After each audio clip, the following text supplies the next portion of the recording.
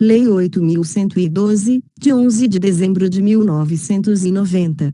Dispõe sobre o regime jurídico dos servidores públicos civis da União, das autarquias e das fundações públicas federais.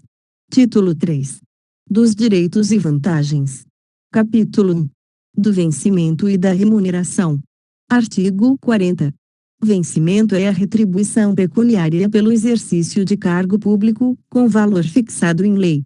Artigo 41. Remuneração é o vencimento do cargo efetivo, acrescido das vantagens pecuniárias permanentes estabelecidas em lei. Parágrafo 1. A remuneração do servidor investido em função ou cargo em comissão será paga na forma prevista no artigo 62. Parágrafo 2. O servidor investido em cargo em comissão de órgão ou entidade diversa da de sua lotação receberá a remuneração de acordo com o estabelecido no parágrafo 1 do artigo 93. Parágrafo 3. O vencimento do cargo efetivo, acrescido das vantagens de caráter permanente, é irredutível. Parágrafo 4. É assegurada a isonomia de vencimentos para cargos de atribuições iguais ou assemelhadas do mesmo poder, ou entre servidores dos três poderes, ressalvadas as vantagens de caráter individual e as relativas à natureza ou ao local de trabalho. Parágrafo 5. Nenhum servidor receberá remuneração inferior ao salário mínimo. Artigo 42.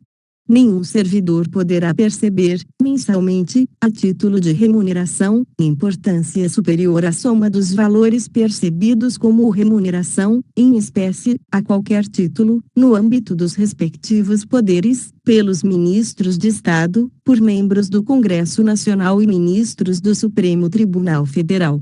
Parágrafo único.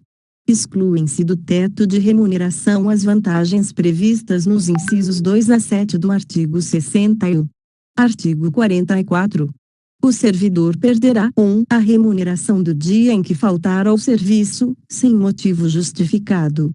2. A parcela de remuneração diária, proporcional aos atrasos, ausências justificadas, ressalvadas as concessões de que trata o artigo 97, e saídas antecipadas, salvo na hipótese de compensação de horário, até o mês subsequente ao da ocorrência, a ser estabelecida pela chefia imediata. Parágrafo único. As faltas justificadas decorrentes de caso fortuito ou de força maior poderão ser compensadas a critério da chefia imediata, sendo assim consideradas como efetivo exercício. Artigo 45. Salvo por imposição legal, ou mandado judicial, nenhum desconto incidirá sobre a remuneração ou provento. Artigo 46. As reposições e indenizações ao erário, atualizadas até 30 de junho de 1994, serão previamente comunicadas ao servidor ativo, aposentado ou ao pensionista, para pagamento, no prazo máximo de 30 dias, podendo ser parceladas, a pedido do interessado. Parágrafo 1. O valor de cada parcela não poderá ser inferior ao correspondente a 10% da remuneração, provento ou pensão. Parágrafo 2. Quando o pagamento indevido houver ocorrido no mês anterior ao do processamento da folha, a reposição será feita imediatamente, em uma única parcela. Parágrafo 3. Na hipótese de valores recebidos em decorrência de cumprimento à decisão liminar, a tutela antecipada ou a sentença que venha a ser revogada ou rescindida, serão eles atualizados até a data da reposição. Artigo 47. O servidor em débito com o erário, que for demitido, exonerado ou que tiver sua aposentadoria ou disponibilidade cassada, terá o prazo de 60 dias para quitar o débito. Parágrafo único. A não quitação do débito no prazo previsto implicará sua inscrição em dívida ativa. Artigo 48.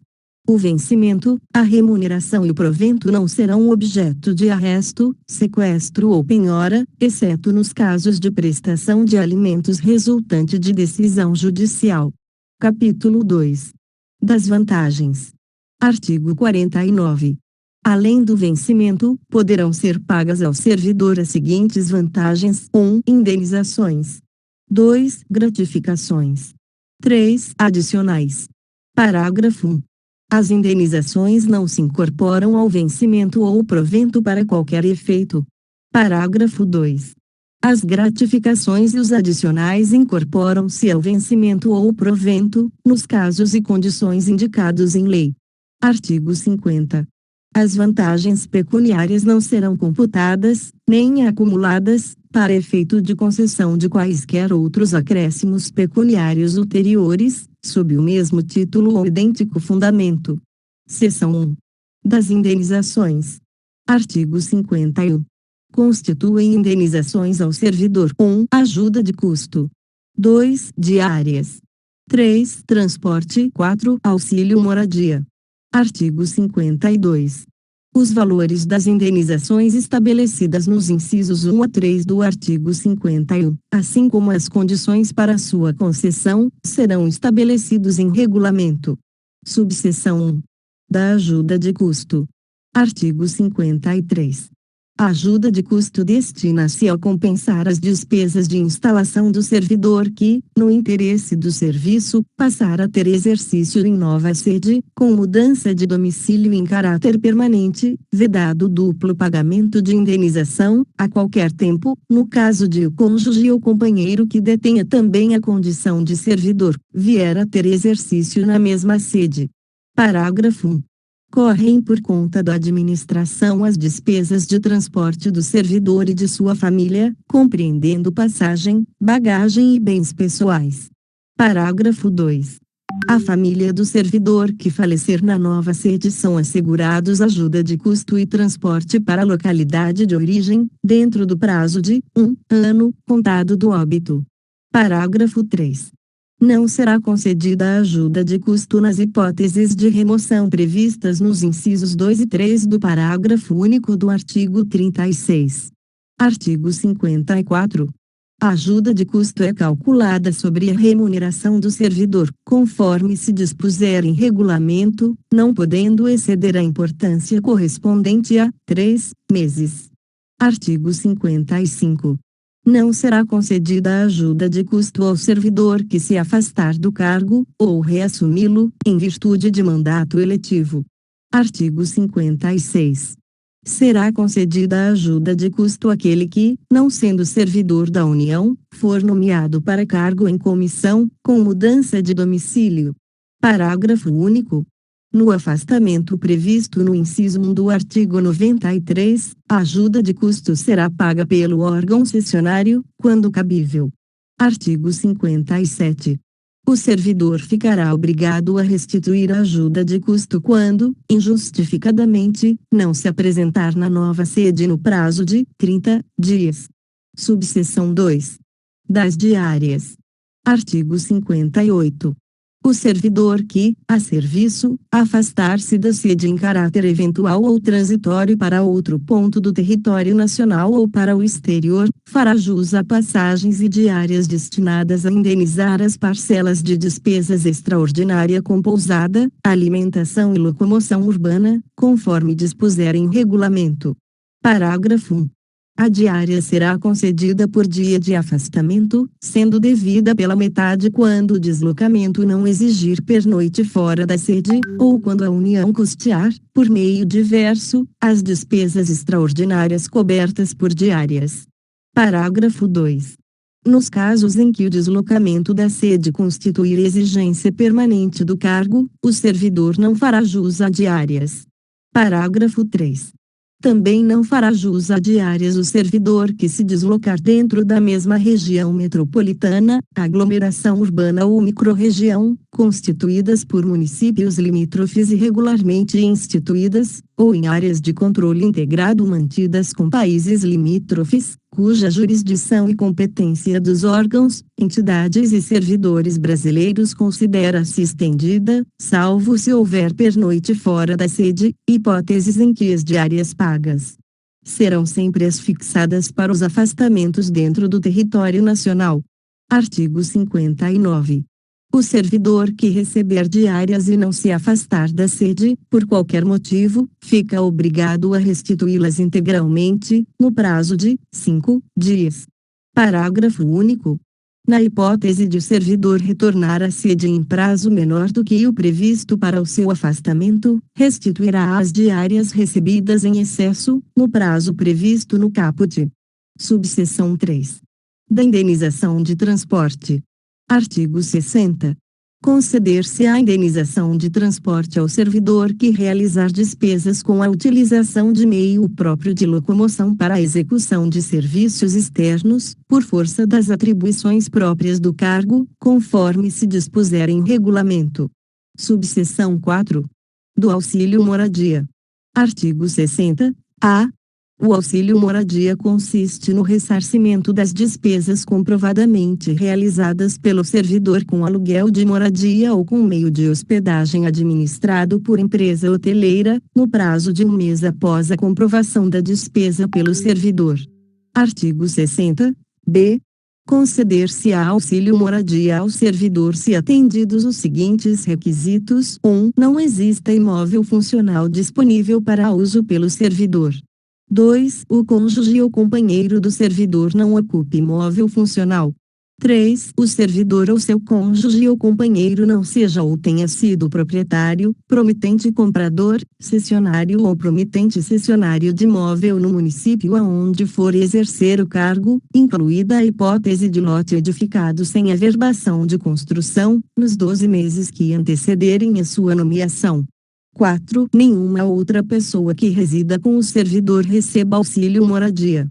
5. O servidor tenha se mudado do local de residência para ocupar cargo em comissão ou função de confiança do grupo direção e assessoramento superiores. D.A.S. Níveis 4, 5 e 6, de natureza especial, de ministro de Estado ou equivalentes. 6. O município no qual assuma o cargo em comissão ou função de confiança não se enquadre nas hipóteses do artigo 58, parágrafo 3º, em relação ao local de residência ou domicílio do servidor.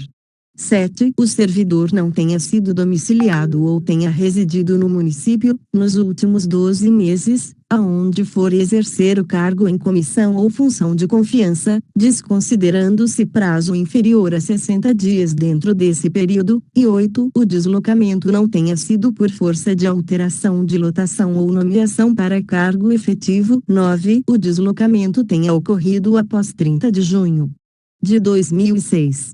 Parágrafo único. Para fins do inciso 7, não será considerado o prazo no qual o servidor estava ocupando outro cargo em comissão relacionado no inciso 5. Artigo 60-C. O auxílio moradia não será concedido por prazo superior a 8 anos dentro de cada período de 12 anos. Artigo 60-D. O valor mensal do auxílio moradia é limitado a 25% do valor do cargo em comissão, função comissionada ou cargo de ministro de Estado ocupado. Parágrafo 1. O valor do auxílio moradia não poderá superar 25% da remuneração de ministro de Estado. Parágrafo 2. Independentemente do valor do cargo em comissão ou função comissionada, fica garantido a todos os que preencherem os requisitos o ressarcimento até o valor de R$ 1.800. Artigo 60-E. No caso de falecimento, exoneração, colocação de imóvel funcional à disposição do servidor ou aquisição de imóvel, o auxílio moradia continuará sendo pago por um mês. Seção 2. Das gratificações e adicionais. Artigo 61. Além do vencimento e das vantagens previstas nesta lei, serão deferidos aos servidores as seguintes retribuições, gratificações adicionais: 1. Retribuição pelo exercício de função de direção, chefia e assessoramento. 2. Gratificação natalina. 4. Adicional pelo exercício de atividades insalubres, perigosas ou penosas. 5. Adicional pela prestação de serviço extraordinário. 6. Adicional noturno. 7. Adicional de férias. 8. Outros, relativos ao local ou à natureza do trabalho. 9. Gratificação por encargo de curso ou concurso. Subseção 1. Da retribuição pelo exercício de função de direção, chefia e assessoramento. Artigo 62. ao servidor ocupante de cargo efetivo investido em função de direção, chefia ou assessoramento, cargo de provimento em comissão ou de natureza especial é a devida retribuição pelo seu exercício. Parágrafo único. Lei específica estabelecerá a remuneração dos cargos em comissão de que trata o inciso 2, do artigo 9º. Artigo 62-A. Fica transformada em vantagem pessoal nominalmente identificada. 5-PN1. A incorporação da retribuição pelo exercício de função de direção, chefia ou assessoramento, cargo de provimento em comissão ou de natureza especial a que se referem os artigos 3 e 10 da Lei 8.911, de 11 de julho de 1994, e o artigo 3 da Lei 9.624, de 2 de abril de 1998. Parágrafo único. A 5-PN1, de que trata o caput deste artigo somente estará sujeita às revisões gerais de remuneração dos servidores públicos federais. Subseção 2. Da gratificação natalina. Artigo 63. A gratificação natalina corresponde a 1/12 da remuneração a que o servidor fizer jus no mês de dezembro, por mês de exercício no respectivo ano. Parágrafo único. A fração igual ou superior a 15 dias será considerada como mês integral. Artigo 64. A gratificação será paga até o dia 20 do mês de dezembro de cada ano. Parágrafo único, vetado. Artigo 65. O servidor exonerado perceberá sua gratificação natalina, proporcionalmente aos meses de exercício, calculada sobre a remuneração do mês da exoneração. Artigo 66. A gratificação natalina não será considerada para cálculo de qualquer vantagem pecuniária. Subseção 3. Do adicional por tempo de serviço. Subseção 4. Dos adicionais de insalubridade, periculosidade ou atividades penosas. Artigo 68. Os servidores que trabalhem com habitualidade em locais insalubres ou em contato permanente com substâncias tóxicas, radioativas ou com risco de vida, fazem jus a um adicional sobre o vencimento do cargo efetivo. Parágrafo 1. O servidor que fizer jus aos adicionais de insalubridade e de periculosidade deverá optar por um deles. Parágrafo 2. O direito ao adicional de insalubridade ou periculosidade cessa com a eliminação das condições ou dos riscos que deram causa à sua concessão. Artigo 69. Haverá permanente controle da atividade de servidores em operações ou locais considerados penosos, insalubres ou perigosos. Parágrafo único. A servidora gestante ou lactante será afastada, enquanto durar a gestação e a lactação, das operações e locais previstos neste artigo, exercendo suas atividades em local salubre em serviço não penoso e não perigoso. Artigo 70. Na concessão dos adicionais de atividades penosas, de insalubridade e de periculosidade, serão observadas as situações estabelecidas em legislação específica. Artigo 71. O adicional de atividade penosa será devido aos servidores em exercício em zonas de fronteira ou em localidades cujas condições de vida o justifiquem, nos termos, condições e limites fixados em regulamento. Artigo 72. Os locais de trabalho e os servidores que operam com raios 10 ou substâncias radioativas serão mantidos sob controle permanente, de modo que as doses de radiação ionizante não ultrapassem o nível máximo previsto na legislação própria. Parágrafo único. Os servidores a que se refere este artigo serão submetidos a exames médicos a cada 6 meses. Subseção 5. Do adicional por serviço extraordinário. Artigo 73. O serviço extraordinário será remunerado com acréscimo de 50% em relação à hora normal de trabalho. Artigo 74. Somente será permitido serviço extraordinário para atender a situações excepcionais e temporárias, respeitado o limite máximo de 2 horas por jornada. Subseção 6. Do adicional noturno. Artigo 75. O serviço noturno, prestado em horário compreendido entre 22 horas de um dia e 5 horas do dia seguinte, terá o valor hora acrescido de 25%, computando-se cada hora como 52 minutos e 30 segundos. Parágrafo único. Em se tratando de serviço extraordinário, o acréscimo de que trata este artigo incidirá sobre a remuneração prevista no artigo 73. Subseção 7. Do adicional de férias. Artigo 76. Independentemente de solicitação, será pago ao servidor, por ocasião das férias, um adicional correspondente a 1/3 da remuneração do período das férias. Parágrafo único.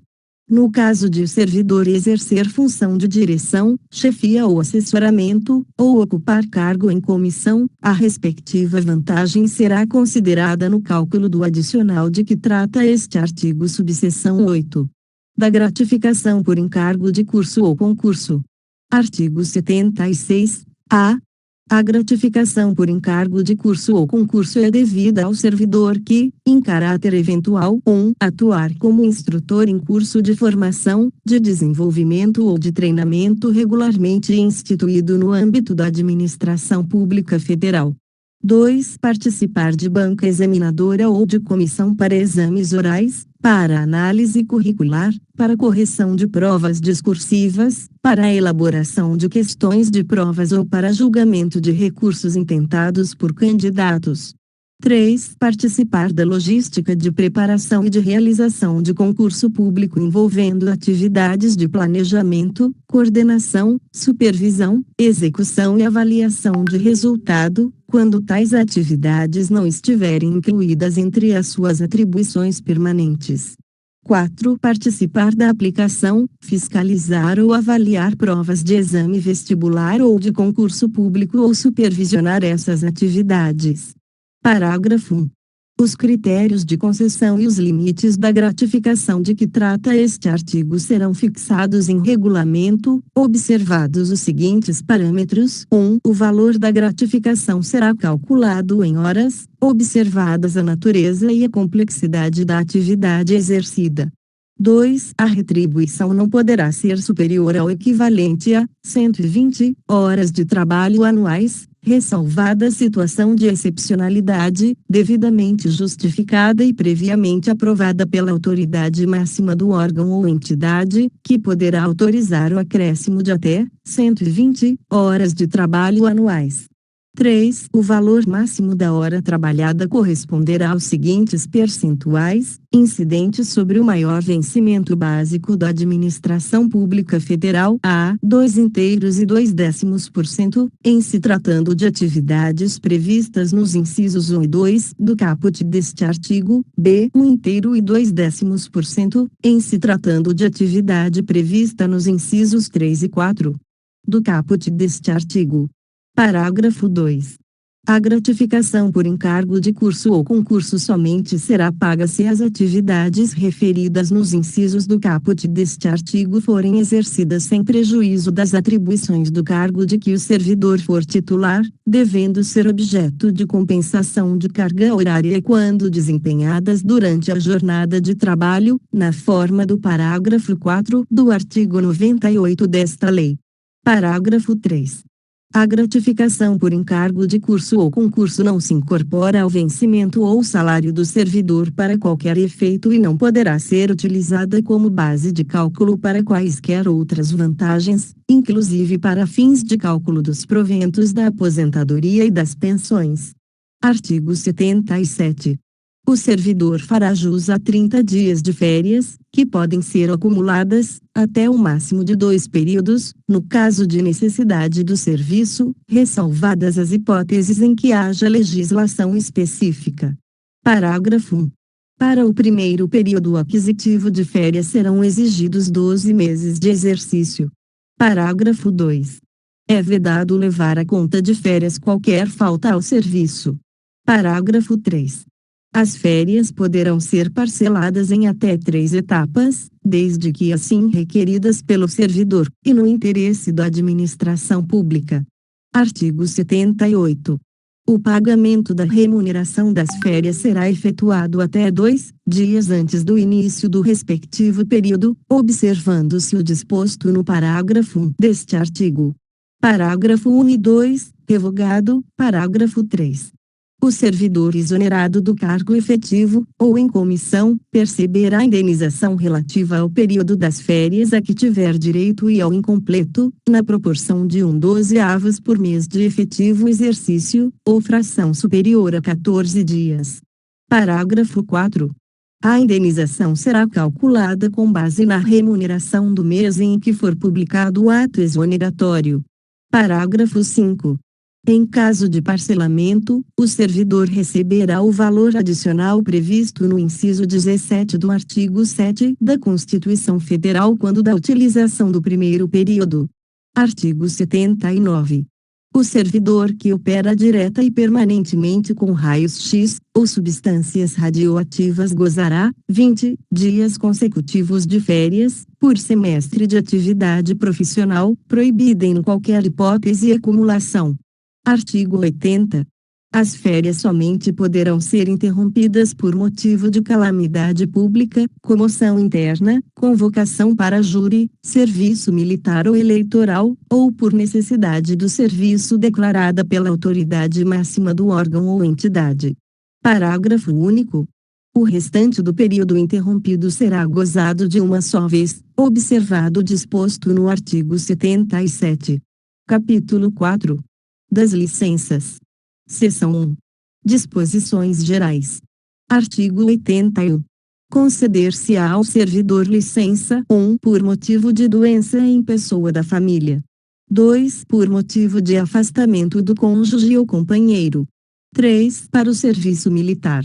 4 para atividade política. 5 para capacitação. 6 para tratar de interesses particulares. 7 para desempenho de mandato classista. Parágrafo 1. A licença prevista no inciso 1 será precedida de exame por médico ou junta médica oficial. Parágrafo 2. Revogado. Parágrafo 3. Não será concedida nova licença em período inferior a 12 meses do término da última licença concedida. Artigo 82. A licença concedida dentro de 60 dias do término de outra da mesma espécie será considerada como prorrogação. Seção 2. Da licença por motivo de doença em pessoa da família. Artigo 83. Poderá ser concedida licença ao servidor por motivo de doença do cônjuge ou companheiro, dos pais, dos filhos, do padrasto ou madrasta e enteado, ou dependente que viva às suas expensas e conste do seu assentamento funcional, mediante comprovação por junta médica oficial. Parágrafo 1. A licença somente será deferida se a assistência direta do servidor for indispensável e não puder ser prestada simultaneamente com o exercício do cargo ou mediante compensação de horário, na forma do disposto. Parágrafo 2. A licença será concedida sem prejuízo da remuneração do cargo efetivo, até 30 dias, podendo ser prorrogada por até 30 dias, mediante parecer de junta médica oficial e, excedendo estes prazos, sem remuneração, por até 90 dias. Seção 3. Da licença por motivo de afastamento do cônjuge. Artigo 84. Poderá ser concedida licença ao servidor para acompanhar cônjuge ou companheiro que foi deslocado para outro ponto do território nacional, para o exterior ou para o exercício de mandato eletivo dos poderes executivo e legislativo. Parágrafo 1. A licença será por prazo indeterminado e sem remuneração. Parágrafo 2. No deslocamento de servidor cujo cônjuge ou companheiro também seja servidor público, civil ou militar, de qualquer dos poderes da União, dos Estados, do Distrito Federal e dos municípios, poderá haver exercício provisório em órgão ou entidade da administração federal direta, autárquica ou fundacional, desde que para o exercício de atividade compatível com o seu cargo. Seção 4. Da licença para o serviço militar. Artigo 85. Ao servidor convocado para o serviço militar será concedida licença, na forma e condições previstas na legislação específica. Parágrafo único. Concluído o serviço militar, o servidor terá até 30 dias sem remuneração para reassumir o exercício do cargo. Seção 5. Da licença para atividade política. Artigo 86. O servidor terá direito à licença, sem remuneração, durante o período que mediar entre a sua escolha em convenção partidária, como candidato a cargo eletivo, e a véspera do registro de sua candidatura perante a Justiça Eleitoral. Parágrafo 1. O servidor candidato a cargo eletivo na localidade onde desempenha suas funções e que exerça cargo de direção, chefia, assessoramento, arrecadação ou fiscalização, dele será afastado, a partir do dia imediato ao do registro de sua candidatura perante a Justiça Eleitoral, até o 10º dia seguinte ao do pleito. Parágrafo 2.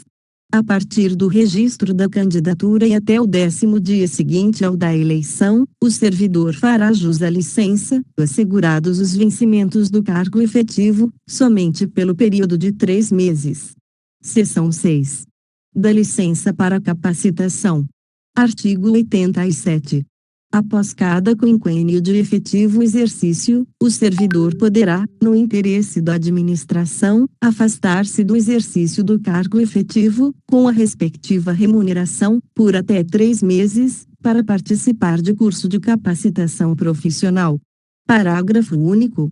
Os períodos de licença de que trata o caput não são acumuláveis.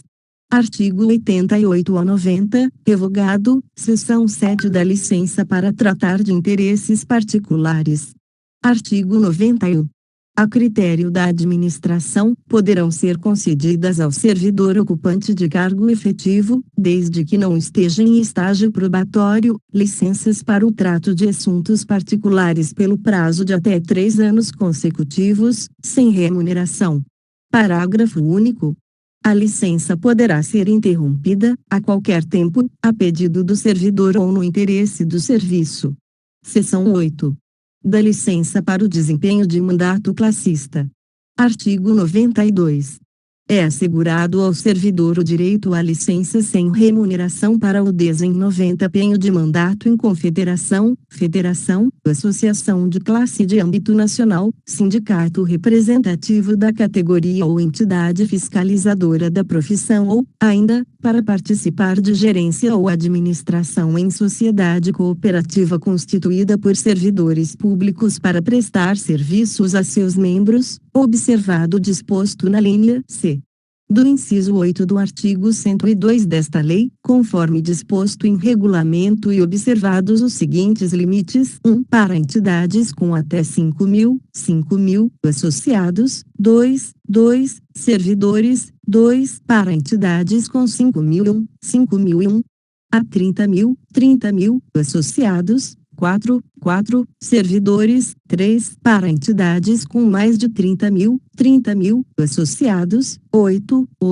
Servidores.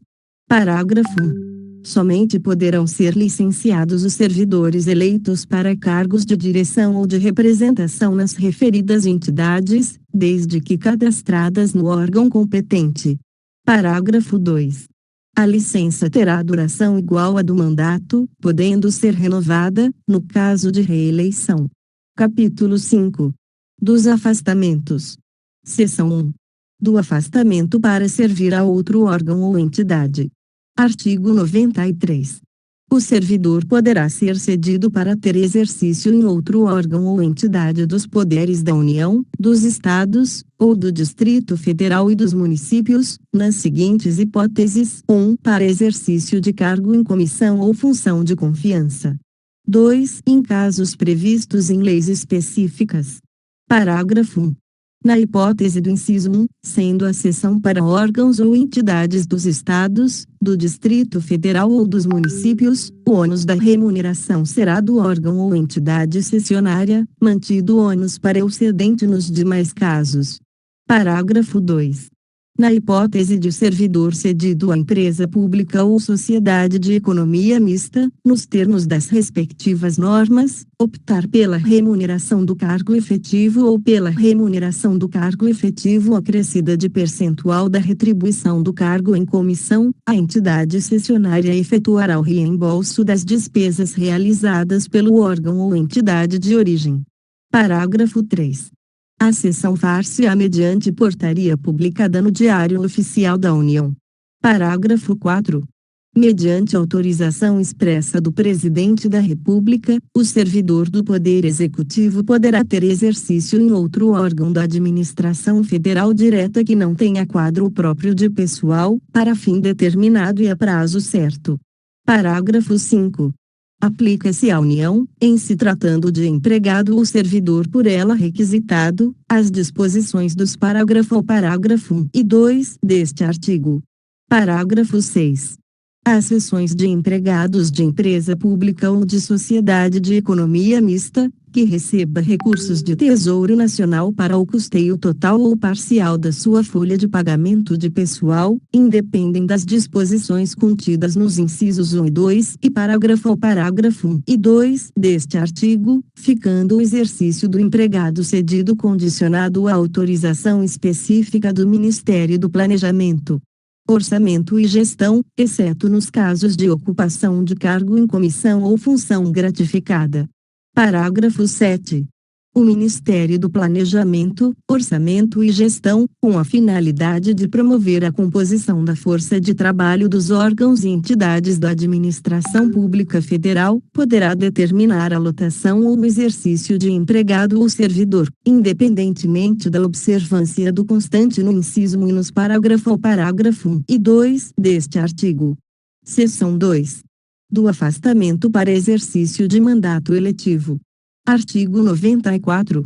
Ao servidor investido em mandato eletivo aplicam-se as seguintes disposições: 1. Tratando-se de mandato federal, estadual ou distrital, ficará afastado do cargo.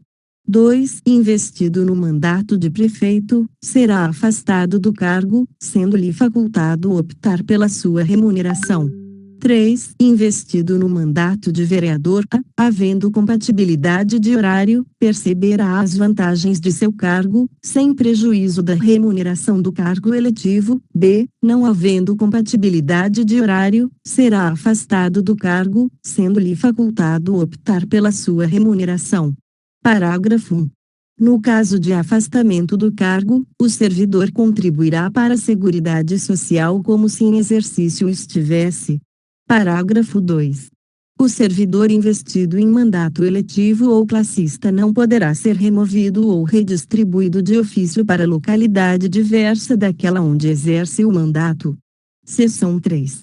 Do afastamento para estudo ou missão no exterior. Artigo 95. O servidor não poderá ausentar-se do país para estudo ou missão oficial, sem autorização do Presidente da República, Presidente dos órgãos do Poder Legislativo e Presidente do Supremo Tribunal Federal. Parágrafo 1. Ausência não excederá 4 anos, e fim da missão ou estudo, somente decorrido igual período, será permitida nova ausência. Parágrafo 2. Ao servidor beneficiado pelo disposto neste artigo não será concedida exoneração ou licença para tratar de interesse particular antes de decorrido período igual ao do afastamento, ressalvada a hipótese de ressarcimento da despesa havida com seu afastamento. Parágrafo 3. O disposto neste artigo não se aplica aos servidores da carreira diplomática.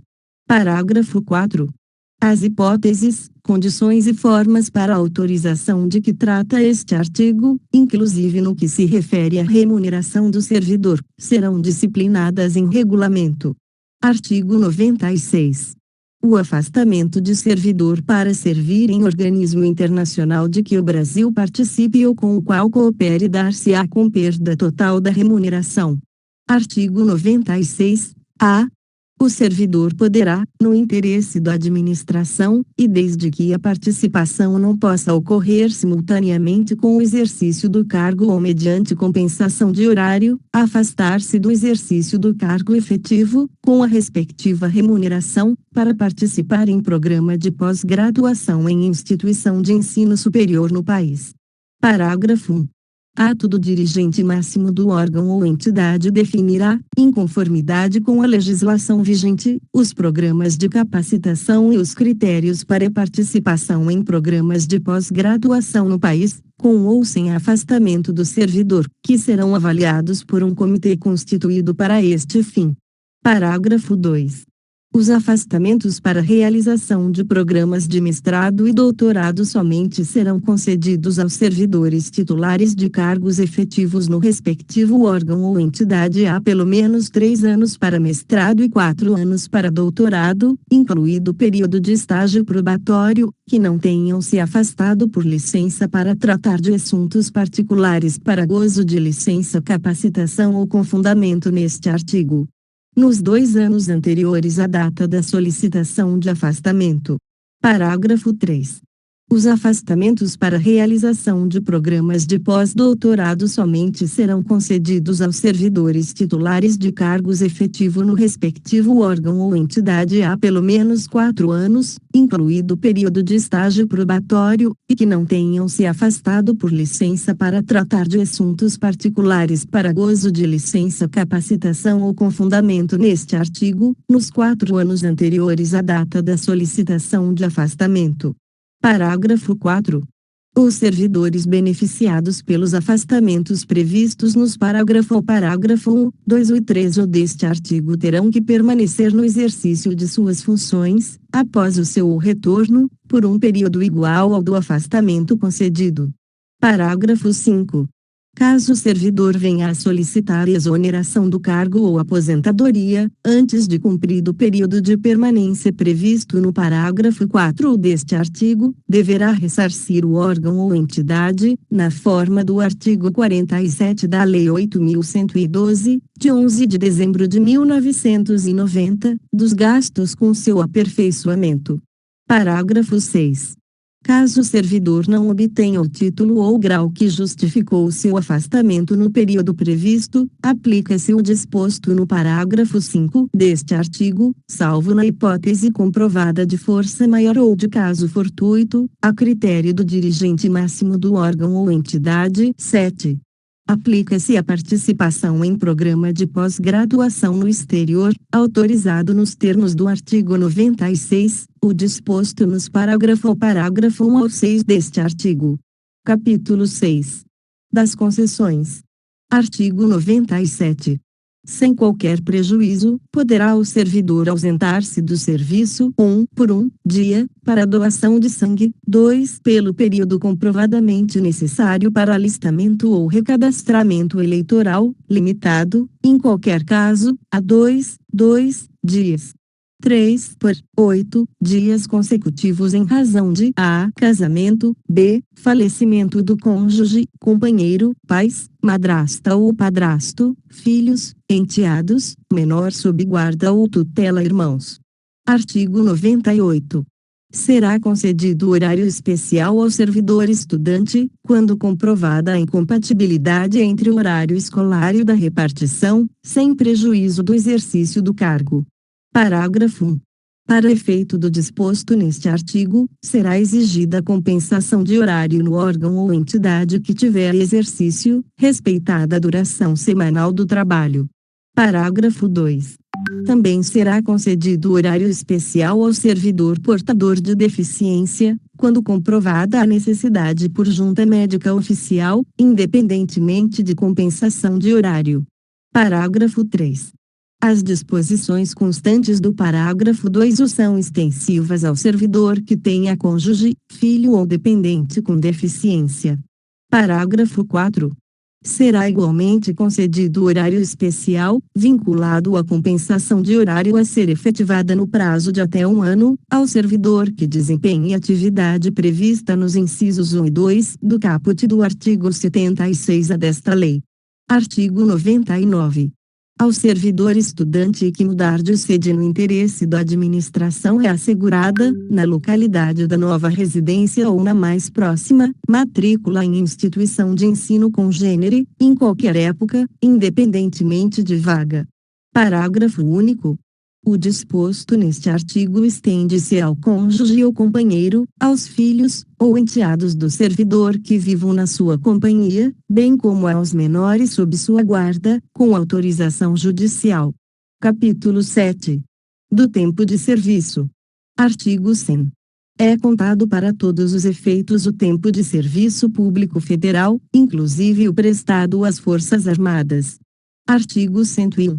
A apuração do tempo de serviço será feita em dias, que serão convertidos em anos, considerado o ano como de 365 dias.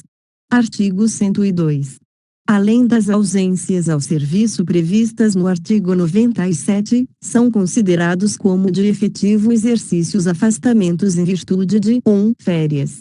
2. Exercício de cargo em comissão ou equivalente, em órgão ou entidade dos poderes da União, dos Estados, municípios e Distrito Federal. 3. Exercício de cargo ou função de governo ou administração, em qualquer parte do território nacional, por nomeação do Presidente da República. 4. Participação em programa de treinamento regularmente instituído, ou em programa de pós-graduação stricto sensu no país, conforme dispuser o regulamento. 5. Desempenho de mandato eletivo federal, estadual, municipal ou do Distrito Federal, exceto para promoção por merecimento. 6. Júri ou outros serviços obrigatórios por lei. 7. Missão ou estudo no exterior, quando autorizado o afastamento, conforme dispuser o regulamento. 8. Licença a gestante, adotante e a paternidade, b. para tratamento da própria saúde, até o limite de 24 meses, cumulativo ao longo do tempo de serviço público prestado à União, em cargo de provimento efetivo, c. para o desempenho de mandato classista ou participação de gerência ou administração em sociedade cooperativa constituída por servidores para prestar serviços a seus membros, exceto para efeito de promoção por merecimento, d. por motivo de acidente em serviço ou doença profissional, e, para capacitação, conforme dispuser o regulamento, f. por convocação para o serviço militar. 9. Deslocamento para a nova sede de que trata o artigo 18.